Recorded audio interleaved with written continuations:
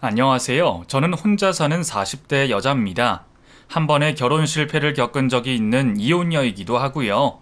결혼을 한번 해봤더니 다시는 하기 싫어서 연애만 종종 하고 있답니다. 화려한 싱글로 재밌게 살고 있던 중 얼마 전 이 사연 채널을 지인에게 소개받아 들어봤더니 너무 재밌어서 구독을 하게 되었답니다. 사연자분들의 이야기가 재밌기도 하지만 황당하고 끔찍한 일을 당한 분들이 무수히 많으시더라고요. 저 역시 어마무시하고 끔찍한 결혼 생활을 했기 때문에 모든 사연에 공감이 되었답니다. 그래서 저도 여러분께 제 이야기를 들려드려 공감과 위로 그리고 힘찬 응원을 받고 싶어 사연을 적게 되었습니다. 제 이야기는 남편과 저와 있었던 스릴러 같은 사연입니다. 매우 놀랍고 경악스러운 데다 속 시원하고 통쾌함까지 담고 있어 아주 재밌을 거예요. 그럼 꼭 끝까지 들어주시고 공감과 댓글로 응원 부탁합니다. 저와 남편은 직장 내에서 만난 선후배 사이였습니다. 제가 직장을 이직하며 남편의 부하 직원이 된 거죠. 저희 둘 다 30대 중반 나이였고 통하는 것이 많아 빨리 친해질 수 있었어요. 그렇게 친해져서인지 서로 이성으로 보게 되었고 자연스럽게 연인이 되었답니다. 연애하는 동안 양가 부모님께 보여드릴 정도로 깊은 관계를 유지했어요. 그러니 부모님들은 하루빨리 결혼하라고 보채셨고 저와 남편은 나이를 실감하기도 하고 불타오르는 사랑을 하고 있어 결혼을 서둘렀답니다. 그렇게 신혼생활을 시작했는데 남편은 저를 생각해서 회사 일을 그만두고 살림과 내조에 힘쓰는 게 어떻겠냐고 물었습니다. 여보, 나 혼자 벌어도 먹고 사는데 지장 없으니까 당신이 회사를 그만두는 게 좋겠어. 생각해봤는데 굳이 우리 둘 다 바쁘게 살 필요가 없잖아. 당신은 집에서 좀 쉬다가 아이 가지면 좋을 것 같아. 회사를 그만두라고? 그거 듣던 중 반가운 소리네? 안 그래도 회사 다니는 거 힘들었는데 당신이 먼저 그렇게 말해주니까 너무 좋은데? 그리고 당신 말처럼 아이도 가지려면 몸 관리를 해야 하니까 집에서 쉬고 운동하면서 엄마가 될 준비를 하는 게 좋겠다. 그래, 당신은 지금 임신해도 이른 나이가 아니니까 40대가 되기 전에 아이를 낳는 게 좋을 거야. 내가 당신을 얼마나 많이 사랑하고 생각하는지 알겠지? 고마워. 요즘 외벌이 가구가 거의 없다는데 당신 덕분에 편한 인생 살게 생겼네. 에이, 집안일도 많이 힘들어. 뭐 그렇다고 너무 걱정하지 마. 내가 살림도 도와줄 테니까 말이야. 그래서 저는 며칠 뒤 회사에 퇴직서를 제출하게 되었고 월말까지 일하고 회사에서 나오게 되었답니다. 전업주부가 되어 요리학원을 다니며 남편 밥상을 최대한 맛있고 영양가 있게 차려주었고 집안 청소와 관리를 아주 깨끗하게 하며 지냈습니다. 또 아이를 가지기 위해 남편과 매일 밤 뜨거운 노력을 기울였고 수시로 임신 테스트기로 검사를 했어요. 하지만 임신은 저희 마음대로 쉽게 되지 않더라고요. 결혼한 제 친구들이 임신하는 게 별거 아닌 양 말하고 다녀서 쉬운 줄 알았는데 몇 달 동안 아무런 소식이 없었어요. 제가 스트레스를 받자 남편은 여보, 생각해보니까 꼭 아이가 없어도 상관없을 것 같아. 우리만 행복하게 잘 살면 그만이잖아. 그러니까 임신 스트레스 받지 마. 또 임신에 좋다고 산 식품들도 그만 먹고 라고 말하며 저를 안아주었습니다. 저는 남편의 행동과 말에 감동했고 더는 억지로 임신하려고 노력하지 않고 하늘의 뜻을 기다리기로 했어요. 신혼생활을 1년 동안 지내며 남편과 결혼해서 정말 잘했구나 라는 생각을 수천 번을 했을 만큼 행복했던 것 같아요. 하나부터 열까지 남편과 잘 맞았으니 이렇게만 삶을 산다면 더할 나위가 없었답니다. 그런데 남자의 사랑은 변한다는 말처럼 신혼생활 1년하고 6개월이 지나니 그 이의 태도가 달라지기 시작했어요. 여보, 그냥 자려고? 나 좀 안아줘. 오늘 하루 종일 당신 기다렸단 말이야. 아이, 귀찮게 뭐 하는 거야. 아, 저리 떨어져. 그리고 하루 종일 할 일이 그렇게 없었냐?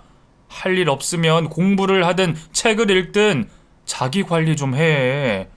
또, 그 운동은 요즘 안 하는 거야? 그 뱃살 나온 거 봐라. 에휴, 이러니 내가 당신을 안아주고 싶겠냐? 뭐라고? 무슨 말을 그렇게 기분 나쁘게 해? 나는 당신한테 안기고 싶어서 애교 부리는데 무시하는 거야? 그리고 언제는 내 뱃살이 귀엽다고 했잖아. 당신 변해도 너무 변했어. 그만해. 당신 나이 내일 모레 40이야. 우리 제발 나이에 맞게 살자. 아, 나 엄청 피곤하니까 건들지 좀 말아줘. 그이는 잠자리에서 저를 거부하더니 나중에는 저와 저녁을 같이 먹는 게 싫었는지 늦게 들어오기 시작했고 아침에도 제가 차린 밥상을 무시한 채 빈속으로 출근했답니다. 뭐가 문제인지 스스로 깊은 생각을 하며 하나씩 고쳐보기로 했어요. 일단 운동으로 몸매를 만드는 걸 시작했고 음식도 더 맛있게 해주려고 중식, 일식, 양식을 배우며 요리 실력도 늘려갔습니다. 하지만 그런 노력에도 불구하고 남편은 저에게 애정과 관심을 주지 않았어요. 권태기라고 하기엔 너무 빨리 찾아온 것 같아 매일 그이에게 매달렸는데 달라지는 건 하나도 없었습니다. 남편은 한술 더 떠서 저와 자는 게 불편하다며 작은 방으로 건너가 각방을 쓰는 날이 시작되었어요. 제가 말려도 귀찮다고 뿌리치며 베개를 들고 건너갔답니다. 그때부터 저는 남편이 바람을 피우는 게 아닌가 하는 의심이 들었어요. 그러지 않고서야 저를 찬밥 취급하는 이유가 전혀 없었거든요. 매일 노력하고 예뻐지려고 하는데도 제 얼굴을 제대로 쳐다도 안 보니 외도를 의심하게 되었답니다. 저는 그 일을 제자리로 돌리고 싶었고 숨겨진 진실을 밝혀내기로 결심했어요.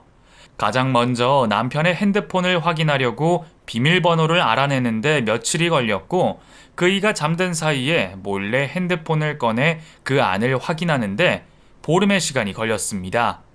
카톡창을 열었더니 여자와 끈적한 대화를 나눈 행적은 없는 것 같았어요.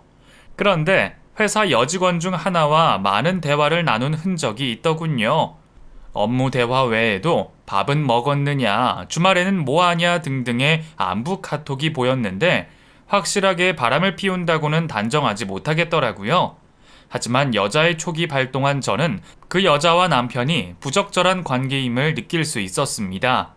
핸드폰에서 나온 건 그게 전부라 다음으로 남편의 차 블랙박스와 내비게이션을 확인하기로 했어요. 회사 말고 어디로 오갔는지, 블랙박스에 녹음된 여자 목소리가 있는지 말이죠. 그런데 블랙박스와 내비게이션의 기록은 아무것도 없었습니다. 그이가 일부러 삭제해서 아무것도 찾아볼 수 없었던 거죠. 저는 거기서 남편의 외도를 더 확신할 수 있었고 반드시 증거를 찾아 모든 걸 제자리로 돌릴 생각이었어요. 그래서 남편의 뒤를 밟아줄 사람을 고용하게 되었습니다. 인터넷으로 사립 탐정을 검색했더니 많은 연락처가 나왔고 그중 한 탐정에게 전화를 걸었어요. 그는 남편의 사진과 회사를 알려달라고 했고 선금으로 50만 원을 입금해달라고 전했어요. 저는 당장 일을 착수해달라고 말하며 돈을 입금해 주었고 매일 전화통화를 하며 증거가 나왔는지 물었습니다. 그런데 탐정이 말하길 남편은 회사에서 일에만 집중하는 사람이었고 집과 회사를 제외하고는 아무곳도 가지 않는다고 전했습니다. 일주일 동안 탐정이 따라 붙었는데도 아무런 의심될 만한 게 발견되지 않아 추가금을 지급하고 계속해서 감시해달라고 요청했어요. 하지만 한 달이 지나도 남편의 수상한 행적은 발견되지 않았고 탐정은 더 이상 감시하는 건 의미가 없을 것 같다고 말했습니다. 이에 저는 괜한 헛다리를 짚은 것 같아 의심을 거두었고 남편이 단순한 권태기인 거라 판단하고 가만히 기다리기로 했어요. 그런데 남편에게서 또 다른 의심이 생겼답니다. 퇴근 후 돌아온 남편이 바지를 훌렁 벗으며 화장실을 가는데 속옷을 뒤집어 입었더라고요. 제가 남편을 알고 나서부터 지금까지 한 번도 그런 모습을 본 적이 없었는데 눈앞에 보인 뒤집힌 속옷을 보니 제 속도 뒤집힐 것 같았죠. 그 순간 흥분한 저는 남편에게 달려가 뒤통수를 날려버렸습니다. 당신 왜 속옷을 뒤집어 입었어? 당신 바람 피우고 있지. 그래서 팬티를 뒤집어 입은 거 아니야? 여보, 지금 뭐 하는 거야? 회사에서 상사한테 실컷 쪼이고 들어왔는데 감히 내 뒤통수를 때려? 내가 밖에서 실컷 고생하고 들어와서 당신한테 이런 취급을 받아야 해? 그리고 팬티는 아침에 지각해서 대충 입고 나가느라 뒤집어 입은 거라고. 이걸 가지고 바람 피운다고 의심하다 못해 확신을 하고 남편을 때려? 당신이라는 여자 정말 질린다. 나한테서 떨어져! 꽁무니 빼려고 일부러 화내는 것 같은데 내 눈은 못 속여. 당신은 지금 바람 피우고 있는 게 분명해. 빨리 말해봐. 어떤 년이야? 누구랑 바람 피우고 있는 거냐고. 당신 나를 물로 본 것 같은데 나 그렇게 눈치 없는 여자 아니거든. 내 촉은 분명히 당신이 바람 피우고 있다는 걸 확신한다고. 그이는 한숨이 바닥에 닿을 정도로 크게 내쉬었고 제 얼굴을 보고 고개를 흔들며 화장실로 들어갔습니다. 대꾸할 말이 없다며 제정신이 나갔다는 막말을 하면서 말이죠. 남편은 그날 밤 끝까지 잡아떼며 자기는 하늘을 우러러 한 점 부끄러움이 없다고 말했습니다. 제가 제정신이 아닌지 남편이 나를 바보로 만들며 바람을 피우고 있는지 끝장을 보고 싶어서 다시 사람을 고용했습니다. 이번에는 탐정이 아닌 동네에 있는 심부름 센터를 찾아가 의뢰했답니다. 그런데 이번에도 아무런 증거를 찾지 못하고 돈만 버렸어요. 제가 고용한 직원은 남편 회사의 생수 배달부로 가장해 회사로 들어가 그이의 옷에 녹음기를 부착했는데 아무것도 나오지 않았다고 하더라고요. 그 말을 듣자 제가 진짜 미쳐가고 있는 게 아닌가 싶었습니다. 그런데 그날 밤 남편이 작은 방에서 자고 있었는데 문 밖으로 목소리가 새어나왔어요. 밤 12시가 다 되어 가는데 회사 사람이나 친구와 통화하는 게 정상적이라는 생각이 들지 않았고 목소리를 느끼하게 까는 게 분명 여자와 통화하는 거라는 확신이 들었답니다. 그래서 전 문을 박차고 들어가 남편에게 소리를 질렀어요. 당신 지금 여자랑 통화하고 있던 거지? 이렇게 현장을 들켰으니 발뺌할 생각하지 마. 그이는 화들짝 놀랐지만 바로 연기를 하더군요. 여보 조용히 해. 지금 부장님하고 통화 중이야. 내일 급한 업무 때문에 전화를 주셨단 말이야. 웃기고 자빠졌네. 회사 부장이 미쳤다고 이 시간에 업무 전화를 하냐? 부장은 가정이 없대.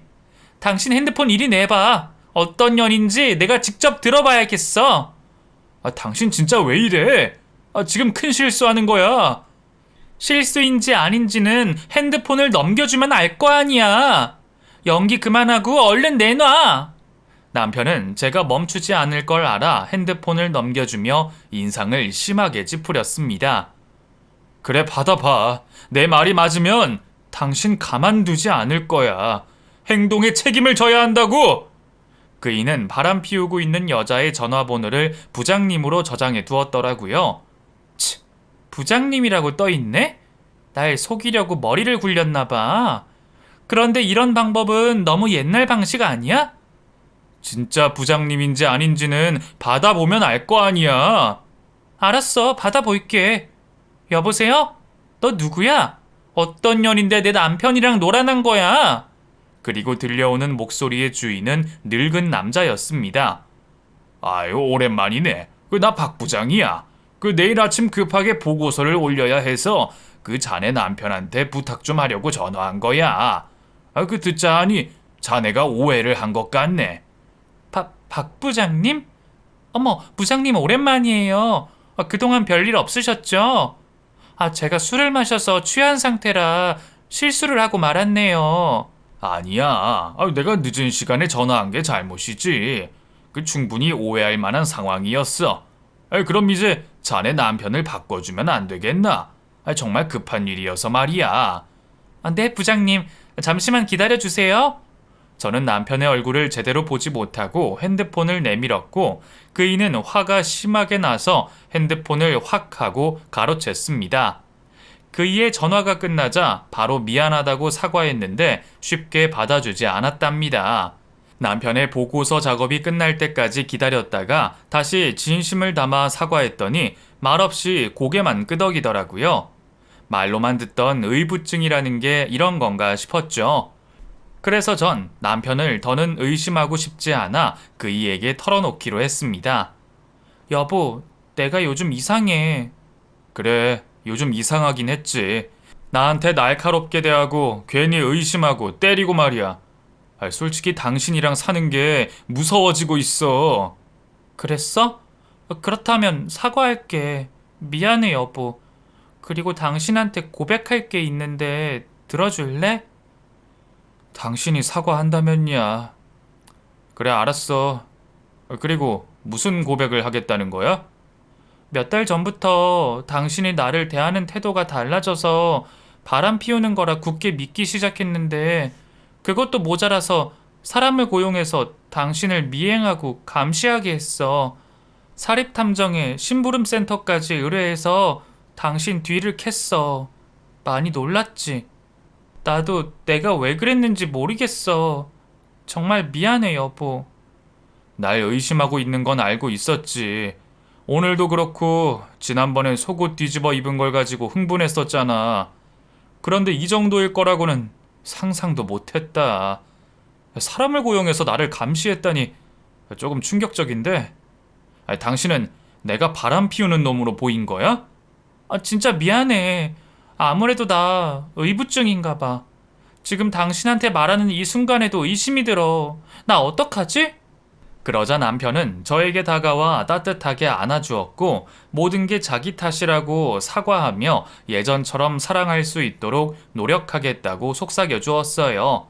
그리고 그이는 여보, 의부증이 생긴 건 모두 내 탓이야. 그런데 그 의심병을 가만히 두면 안 될 것 같아. 나랑 같이 병원에 가서 상담받아 볼까? 그 부부 클리닉에도 가보고 정신과에서 치료도 받아보는 게 어때? 라며 부부 관계를 개선해 보자고 말해 주었답니다. 저야 남편이 노력하겠다는데 거절할 이유가 없어 무조건 그이가 하자는 대로 하겠다고 대답했어요. 며칠 뒤 먼저 부부 클리닉을 찾아가 상담을 받았는데 그이는 자기가 의심할 만한 행동을 한 것 같다며 반성했고 눈물까지 흘리며 달라지겠다고 약속했어요. 그리고 정신과를 찾아가 상담받았는데 선생님은 제가 탐정과 심부름센터의 직원을 고용해서 미행과 감시한 사실을 듣자 전형적인 의부증 증상이라고 일러주시며 약 복용을 권하셨습니다. 그래서 하루에 2번씩 정신과 약을 먹으며 머리와 마음을 가볍게 하기 시작했어요. 또한 남편이 예전처럼 다정하고 뜨겁게 대해주어서 의부증에서 서서히 멀어지는 걸 느끼게 되었죠. 그이는 더 이상 각방을 쓰지 않았고 퇴근하면 제가 차려준 밥을 먹었고 가끔은 꽃다발을 사들고 와서 저에게 감동을 주었네요. 이렇게 다시 평범하고도 행복한 부부로 살아갈 수 있게 되어 천만다행이란 마음이 들었답니다. 그 후 2주 동안 남편과 재밌고 뜻깊게 보내서 매우 좋았는데 이번에는 제가 아니라 남편에게서 큰 문제가 생겼어요. 평소 술을 많이 마셨던 게 화근이었는지 간암 선고를 받고 말았어요. 게다가 3기까지 진행되어서 위험한 상황이 저희 앞에 닥쳤답니다. 여보, 이게 뭐야? 이제 좀 행복해지고 있었는데 간암이라니? 그동안 몸 관리를 어떻게 한 거야? 3기가 되도록 아픈 것도 몰랐던 거야?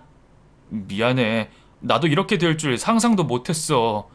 그동안 만성 피로가 있어서 힘들긴 했지만 심하게 아픈 적이 없었어. 그건 옆에 있던 당신도 잘 알잖아. 그래도 치료받으면 나을 수 있다니까 너무 걱정하지 마. 간암 3기면 위험하다고. 이렇게 침착할 때가 아니란 말이야.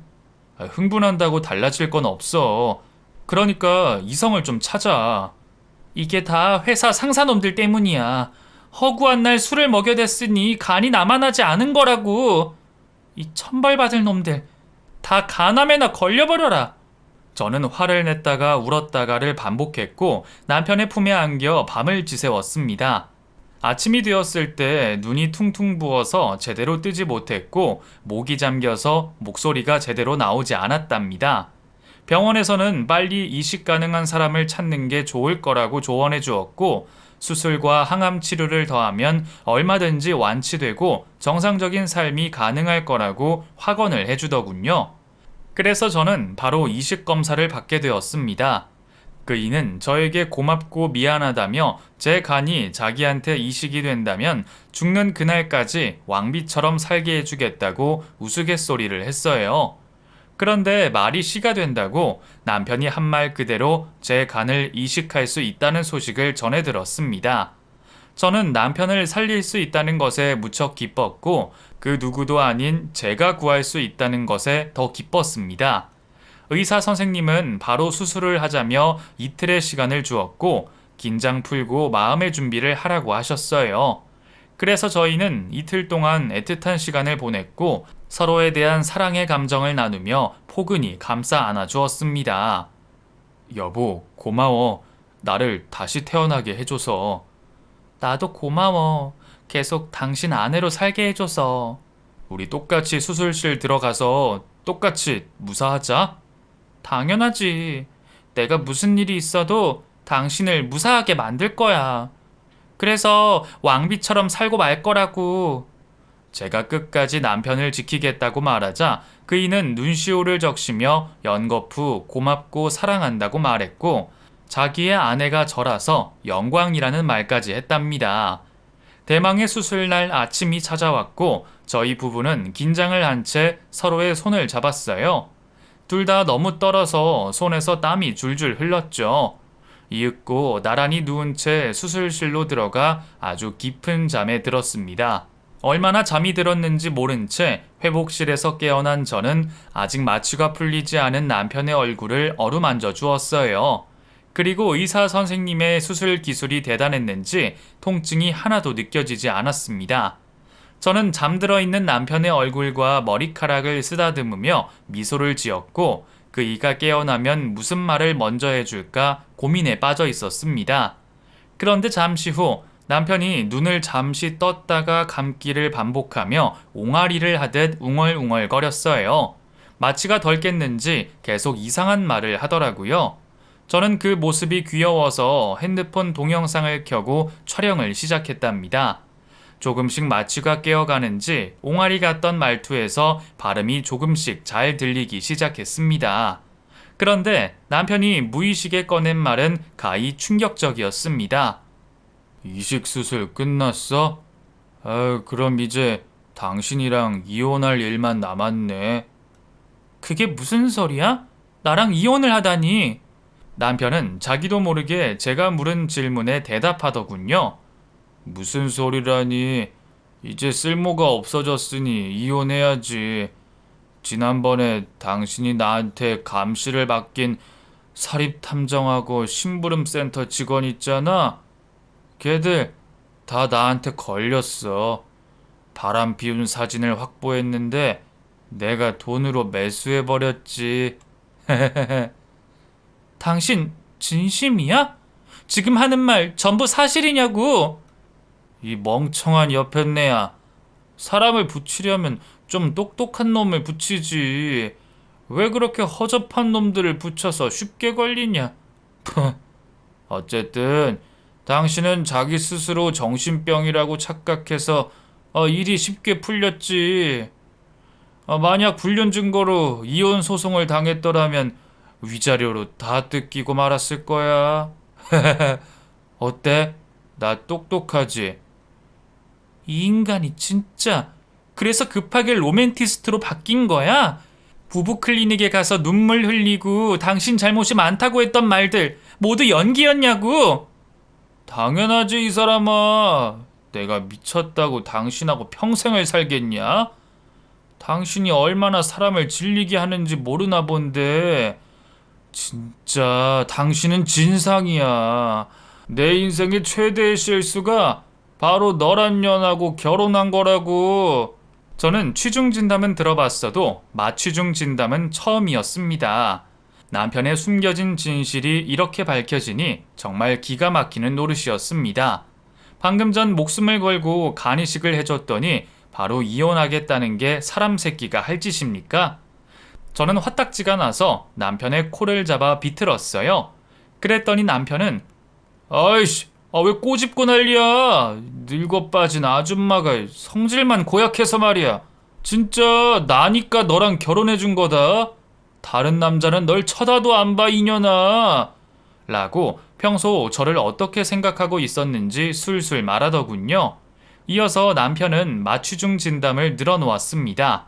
내가 바람 피우는 걸 당신이 착각이라고 단정했을 때 확 이혼하려고 했는데 그 전날 간암 판정이 났어. 의사가 이식을 해야만 한다고 해서 하늘이 무너지는 기분이더라고. 그래서 열심히 머리를 굴려봤지. 내가 살려면 누구한테 간이식을 받아야 하는지 말이야. 의사가 그러더라. 혈액형과 체격이 비슷하고 그 특별한 질환이 없으면 간이 맞을 확률이 꽤 높다고 말이야. 그래서 억지로 참아가면서 당신한테 잘해주고 혼을 쏙 빼놓았던 거야. 그랬더니 아주 좋아서 환장을 하더라. 하여간 더럽게 밝혀요. 그 다음은 어떻게 된지 알겠지? 우리 사이가 좋아지니까 내가 간암을 고백했고 당신이 이식해주겠다고 설레발을 쳤잖아. 그래서 지금 내 옆에 네가 누워있는 거야. 여하튼 이게 너랑 나랑 마지막 순간인 줄 알아라. 몸이 회복되면 당장 이혼하고 내 아이를 가진 혜진이랑 살 거야. 너도 혜진이 알지? 우리 회사 인사팀에서 일하는 엄청 예쁜 애. 내가 걔를 꼬시느라 얼마나 고생한 줄 알아? 그래도 10번 찍어서 안 넘어가는 나무 없다는 말처럼 나중에는 나한테 넘어와서 환장하더라. 당신처럼. 아무래도 내가 잠자리 실력이 출중한가 봐. 하여간 이놈의 인기는 나이 40이 돼도 사그라들지가 않는다니까. 그이는 처음부터 끝까지 모든 게 계획적이었어요.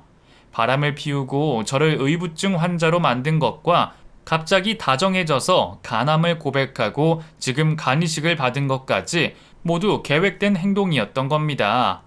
당장 이식해준 간을 돌려받고 싶은 마음이 굴뚝 같아졌고 벽에 똥칠할 때까지 고통스럽게 살았으면 좋겠더라고요. 이마에 손을 짚고 내가 지금 무슨 짓을 한 건지 크게 후회하며 한숨만 픽픽 쉬고 있었습니다. 이윽고 남편이 완전히 정신이 돌아왔는지 저를 돌아보며 여보, 수술 끝났어? 우리 어떻게 됐대? 수술 성공했대? 라고 묻더군요. 내가 미쳤지. 너 같은 새끼한테 간을 내주다니. 아주 돌아버리겠다. 갑자기 왜 그래? 나한테 화났어? 당신이 마취에 덜 깨서 하는 말 아주 잘 들었어. 간이식을 받았으니 바로 이혼할 생각이라고? 내가 붙인 탐정과 심부름센터 직원을 돈으로 매수했다는 것도 다 들었고 부하 직원 혜진인지 뭔지 아는 년이 네 애를 뱉다는 것도 다 들었다. 이 짐승보다 못한 자식아. 제가 분개하자 남편은 도대체 무슨 말을 하는지 모르겠다며 모르쇠로 일관했어요. 무슨 말을 했든지 다 헛소리라며 잊으라고 하더군요. 그래서 전 녹화된 남편의 영상을 틀어주었고 이렇게 자세히 말하는데 헛소리가 맞느냐고 따지듯 물었습니다. 이에 남편은 고민하는 눈으로 영상을 쭉 보더니 고개를 갸웃거리며 핸드폰을 꺼버렸어요. 이래도 내 말이 틀려? 당신이 한 짓이 여기에 다 담겼는데. 당신이라는 인간 진짜 잔인하고 무서워. 아유, 왜 이렇게 떽떽거려? 귀 따가워 죽겠잖아. 이러니까 네가 질린다는 거야.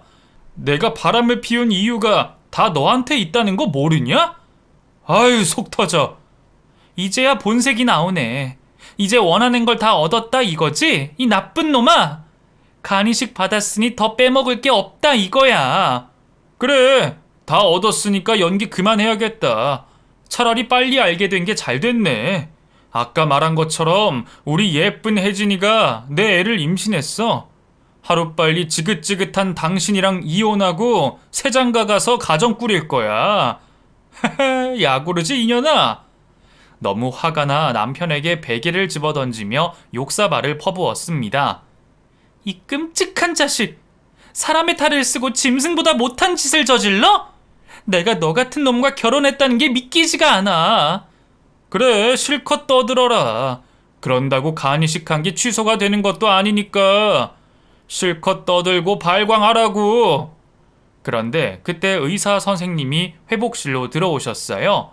간이식 후 부부싸움을 하는 광경을 봐서 그런지 많이 놀란 얼굴이었답니다. 저는 다급히 바로 누웠고 아무렇지 않은 척 화를 참았습니다. 이윽고 의사 선생님이 수술 결과를 말해주려고 말문을 열려는데 남편이 먼저 쌤, 저희 수술 잘 됐죠? 저 이제 항암 치료 한두 번 받으면 완치할 수 있는 거죠? 라고 신나게 말했습니다. 그런데 의사 선생님은 고개를 가로저으며 죄송합니다만 오늘 두 분의 수술은 진행되지 못했습니다. 그 마취를 하고 수술을 진행하려는데 그 수술 모니터와 장비들이 모두 먹통이 되어버려서 중단할 수밖에 없었습니다. 진심으로 죄송합니다. 그래서 수술 날짜를 다시 잡아야 할 것 같은데 그 다음 주에 하면 괜찮을까요? 라고 제 속을 뻥 뚫어주는 말을 해주셨습니다. 저는 웃음이 새어나오는 걸 참을 수 없어서 깔깔거리며 웃었고 남편은 환자복을 들어 올려 수술 자국이 있는지 확인하더니 깨끗한 피부를 보고는 깜짝 놀랐습니다. 이어서 똥 마려운 강아지 마냥 몸을 가만히 두지 못하고 의사 선생님과 저를 번갈아 보며 불쌍한 눈빛을 보냈습니다. 상황이 대역전되는 상황이었죠. 이윽고 눈이 뒤집힌 남편이 벌떡 일어나 의사 선생님의 멱살을 잡고 악을 쓰기 시작했어요. 수술 장비가 왜 고장이 나? 당신이 그러고도 의사야? 그런 문제는 미리미리 고쳐놨어야 했을 거 아니야? 그리고 왜 하필 기계가 고장이 난 거냐고?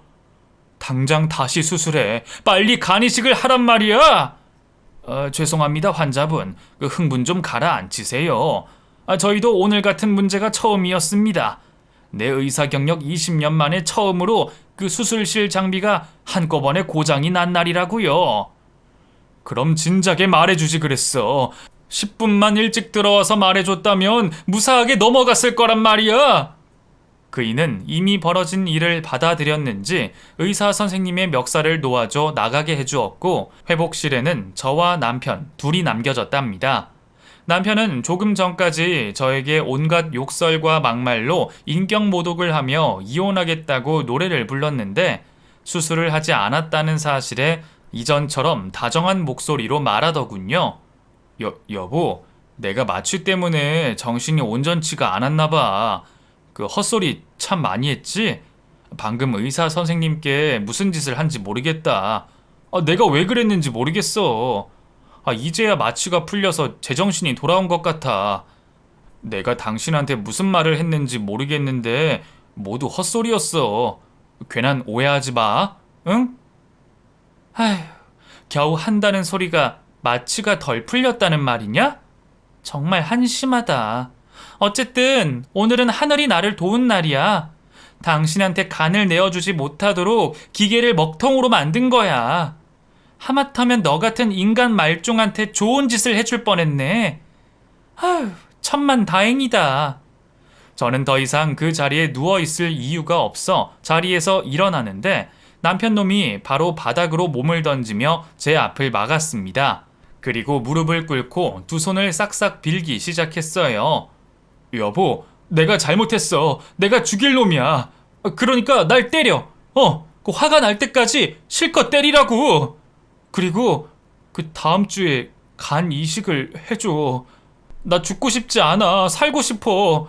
여보, 그 혜진이랑은 당장 헤어질게. 당신이 원하면 지금 당장 전화로 이별 통보할게. 그러니까 나 좀 살려줘. 아휴, 나 오래 살고 싶다고. 저에게 살려달라고 울고불고 애원하는 남편을 내려다보는데 정말 한심하고 찌질해 보였답니다. 인간아, 네가 내 입장이면 간이식을 해주겠니? 이 화상아? 그럼 당신도 바람 피워. 응? 나가서 아무 남자랑 바람 피우고 와. 아무래도 좋으니까 제발 수술만 해줘. 나 당신 아니면 이식받을 사람 없어. 기증자를 기다리려면 한참 걸린다고. 진짜 구제불능이다. 나더러 맞바람 피우고 당신한테 간이식하라고? 머릿속에 뭐가 들었길래 그런 생각을 할 수가 있어? 내 말 잘 들어. 하늘이 두 쪽 나고 지구가 멸망해도 내가 당신한테 간을 주는 일은 없을 거야. 그리고 지금 내가 여길 나가는 순간 이혼 소송 준비할 거야. 당신과 혜진이 년에게 큰 타격을 주고 말 거라고. 암 투병하면 돈 많이 들어간다는데 어쩌냐? 내가 당신 돈을 몽땅 뜯어낼 거거든. 아주 재밌는 결판이 날 거니까 두고 보자고. 여보, 그러지 마. 내가 다 정리한다고 했잖아. 제발 나 용서하고 간이식 해줘. 내 전 재산을 다 줄 테니까 날 버리지 마. 그리고 당신 아직 날 사랑하잖아. 사랑? 그랬지. 그런데 네가 어떤 놈인지 똑똑히 보고 알게 되었는데 사랑이 남아있겠니? 오만정이 떨어지다 못해 구역질이 난다고. 나랑 이혼하고 그년하고 잘 살아봐. 그래도 당신 애를 임신한 여잔데 병간호는 해주겠지. 당신 똥기저귀 갈아주면서. 재밌게 깨볶으면 딱이겠다. 그럼 당신이 바라는 대로 그년한테 가봐. 나도 그만 당신을 떠날게. 저는 남편의 손을 발로 질끈 밟아버리고 그곳에서 나와버렸어요. 그이는 끝까지 애원하며 그놈의 간이식을 해달라고 오열했답니다. 병원에서 나오며 남편의 핸드폰을 챙겨 나왔고 그이의 차에 달린 블랙박스 칩을 빼서 전자상가를 찾아가 포렌식을 의뢰했습니다. 지워진 사진과 영상, 카톡 내용 모두를 복구시킬 수 있느냐고 물었더니 하나도 빠짐없이 되살려주겠다고 하더군요. 그렇게 몇 시간 뒤 복구된 남편의 핸드폰을 열어보니 더러운 사진들과 영상, 대화 내용이 수두룩했습니다. 또 블랙박스에는 둘이 차에서 그 짓을 하는 음성이 들렸어요. 그것도 수십 개나 말이죠. 저는 이 모든 증거를 챙겨 대형 로펌을 찾아갔고 능력 있는 변호사를 선임하게 되었습니다. 변호사는 불륜 증거뿐만 아니라 마취에 덜 깬 남편이 짓거린 말도 전부 증거로 수집했어요. 또한 간이식 수술까지 해주는 헌신적인 아내를 저버리고 바람을 피웠다는 더러운 죄질을 덧붙여 정신적 피해 보상을 제대로 해주겠다고 일렀답니다. 결국 암투병 중인 남편이 힘들게 법원에 나타났습니다. 판사님은 남편의 행실이 눈뜨고 봐주지 못할 만큼 지저분하고 아내를 힘들고 괴롭게 만들었다며 막대한 위자료를 청구하라고 선고했습니다. 그리고 상간녀에게도 똑같이 고소를 날려서 피해 보상을 받아냈고 다니던 회사에서 잘리고 동종업계에 소문이 크게 퍼져서 이직하지도 못하게 되었답니다. 상간녀의 친정 부모도 딸이 창피했는지 받아주지 않고 내쳐버렸다네요. 그래서 그녀는 미혼모 센터를 전전하며 불쌍한 삶을 살기 시작했습니다. 당연히 암투병하는 남편을 간호하는 일은 없었어요. 돈도 없고 병든 남자를 뭐가 좋다고 붙어 있겠어요. 두 사람은 쾌락을 위한 만남을 가졌을 뿐 그 이상도 그 이하도 아니었습니다. 이혼한 전 남편은 알거지가 되었음에도 어디서 큰 돈을 대출받았는지 병원에 입원해 치료를 받고 있었어요. 그이는 아직도 정신을 차리지 못하고 매일같이 저에게 연락을 했답니다. 여보, 나야 잘 지내고 있어? 우리 못 본 지 벌써 한 달이나 지났네. 그동안 당신이 너무 그리웠어. 어떻게 지내고 있는 거야? 응, 네 덕분에 떼돈 벌어서 편하게 먹고 살고 있다. 그렇구나. 잘 됐네. 내 덕에 잘 지낸다고 하니 부탁을 쉽게 할 수 있을 것 같네. 여보, 나한테 간이식 좀 해주면 안 될까? 그 기증자를 기다리고 있는데 내 차례가 되려면 6개월에서 1년이나 걸린다네. 그 전에 내가 죽을지도 모르니까 당신이 나 좀 살려줬으면 좋겠어. 당신이 원하는 대로 나랑 혜진이 인생은 완전 종치고 말았어. 그러니까 마지막으로 인심 좀 써주면 안 될까? 우리 같이 산 정도 있는데 그냥 모른 척 하지는 않을 거지? 또 그 소리야?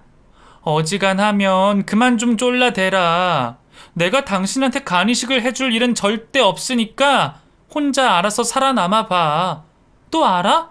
기적적으로 기증자가 떡하니 나타날지. 이젠 네 목소리 듣는 것도 오늘이 마지막일 줄 알아. 그러니까 괜한데 애쓰지 말고 벽에 똥이나 칠하면서 투병하라고. 여보, 끊지 마. 여보! 저는 대답하지 않고 전화를 끊어버렸습니다.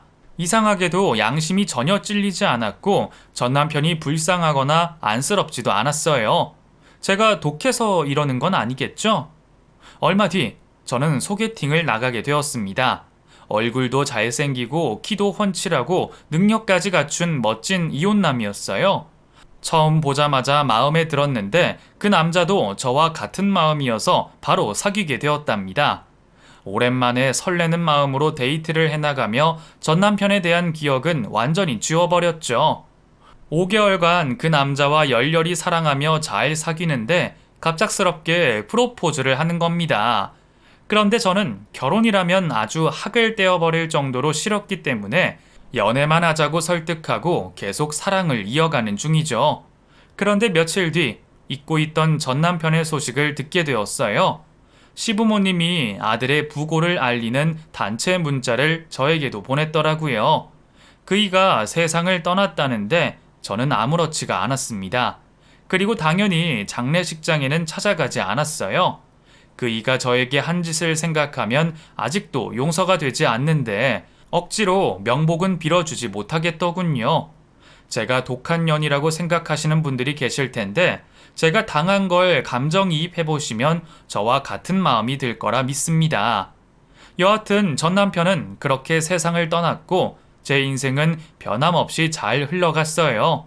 사귀는 남자와 계속 잘 만나고 있고 화려한 싱글을 만끽하고 있답니다.